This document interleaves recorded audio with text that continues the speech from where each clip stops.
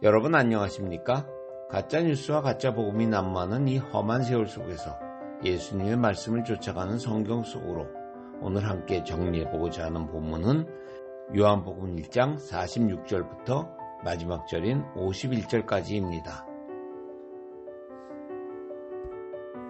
예수를 소개받은 나다나엘의 첫 번째 반응은 나사렛에서 무슨 선한 것이 나오겠는가였습니다.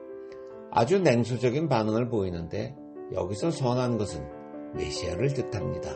즉 나사렛과 같은 촌동네에서 어떻게 다윗의 왕위를 계승할 왕이 태어날 수 있느냐는 것입니다. 그러나 기독교의 역설은 가장 약할 때가 가장 강할 때라고 말하고 있습니다. 세상의 논리로는 기독교를 설명할 수 없습니다. 예수님께서 나에게 찾아오시는 것도 내 마음이 가난해졌을 때입니다. 사실 내가 세상적으로 너무 잘나가고 편안할 때는 예수님이 보이지 않습니다. 나다나엘의 시큰둥한 반응에도 불구하고 빌립은 와서 보라며 강권합니다. 이 간결한 표현 커멘시는 예수님께서 이미 39절에서 두 제자에게 쓰셨던 표현입니다. 예수님께서 나다나엘이 다가오자 조금 해석이 어려운 엉뚱한 말씀을 하십니다. 보라, 이는 참으로 이스라엘 사람이라. 그 속에 간사한 것이 없도다. 여기서 간사한 것으로 쓰여진 돌로스의 뜻은 속이는 자, 간사한 자라는 것입니다. 구약에 이런 이름을 가졌던 사람이 있었는데 바로 야곱입니다. 따라서 예수님께서 나다나엘에게 하신 보라, 이는 참으로 이스라엘 사람이라. 그 속에 간사한 것이 없도다의 의미를 파악하기 위해서는 야곱이 어떤 사람인지 잠시 돌아보지 않을 수 없습니다. 야곱은 태어날 때부터 하나님의 선택을 받고 태어난 사람이었습니다. 그러나 그는 하나님의 은혜를 몰랐습니다. 그래서 자기 힘으로 살아보려고 하나님과 거래를 하며 험한 세월을 살았습니다. 요한복음의 언어로는 간사한 인생을 산 것입니다. 야곱의 인생은 파란만장합니다. 그는 장자권과 축복권을 사기로 탈취했고 도망자가 되어 이방으로 피신해야 했으며 외삼촌 라반과 속고 속이는 싸움을 20년이나 벌였고 결국에는 전 재산을 챙겨서 고향을 향해 야반도주합니다. 그런데 그 귀한 과정에서 하나님께서는 야곱을 약복강가로 불러내시고 강압적으로 은혜를 깨닫게 하는 사건을 만드십니다.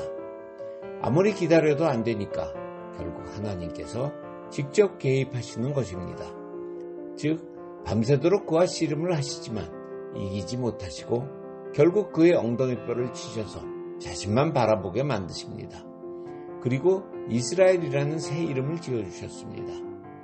이 장면은 장차 도래할 예수님과 교회의 관계를 미리 설명해 주는 그림입니다. 예수님께서는 씨름에서 지시는 것으로 간사한 야곱을 당신의 품에 넣고 스스로 죽으십니다.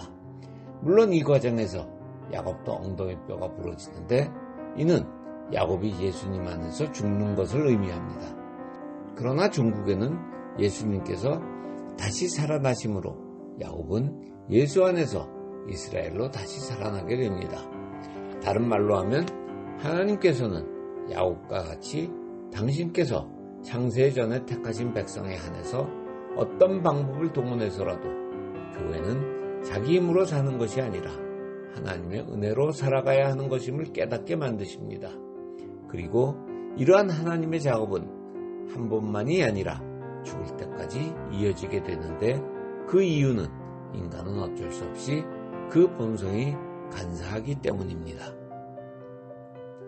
그러니까 본문에서 예수님께서 나다나엘을 이스라엘의 사람이라고 칭하고 간사한 것이 없다고 하신 것은 너는 내가 선택한 나의 백성이므로 앞으로 너에게서 간사함을 빼버리고 진짜 이스라엘로 만들어 가시겠다고 선언하신 것입니다.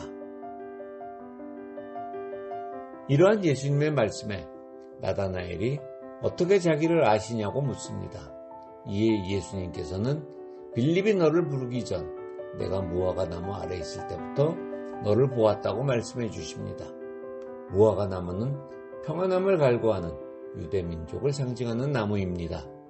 로마의 철권 통치 아래서 평안을 갖다줄 메시아를 기다리고 있는 나다나엘을 일찍이 주목하고 계셨다는 것입니다. 나다나엘이 놀라서 외칩니다. 라삐여, 당신은 하나님의 아들이시며 이스라엘의 왕이십니다. 나다나엘은 자기의 마음을 꿰뚫어 보신 이분이 바로 다윗의 언약에서 약속된 메시아라고 직감했던 것입니다. 물론 그가 기다리던 메시아는 이스라엘 민족이 기다리던 정치적, 경제적 메시아였을 것입니다. 이에 예수님께서 말씀하십니다. 내가 무화과 나무 아래 있던 너를 보았다고 해서 믿는 것이냐? 그러나 이제 그보다 더 큰 일도 보게 될 것이다. 여기서 더 큰 일이라는 애매한 단어가 등장합니다. 더 큰 일은 무엇을 가리키는 것일까요? 예수님은 이렇게 표현하셨습니다. 하늘이 열리고 하나님의 사자들이 인자 위를 오르락 내리락 하는 것을 보게 될 것이다. 이 장면 역시 야곱과 관계가 있는 그림입니다.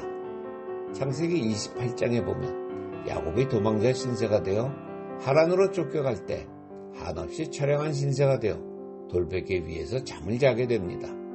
이때 그는 꿈속에서 하나님의 사자들이 하늘 꼭대기에 닿아 있는 사다리를 타고 오르락 내리락 하는 광경을 보게 됩니다. 이 그림은 하늘이 열려서 하늘과 땅이 화해하게 되는 것, 즉 하나님과 단절된 인간의 관계가 복원될 것임을 암시하는 그림입니다.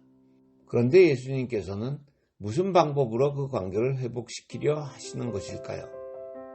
물론 우리는 성경을 통해서 그것이 십자가의 죽음과 부활이라는 것을 알고 있습니다. 그러나 나다나엘은 여기서 아직 그런 것까지 볼 수 있는 실력자가 아닙니다.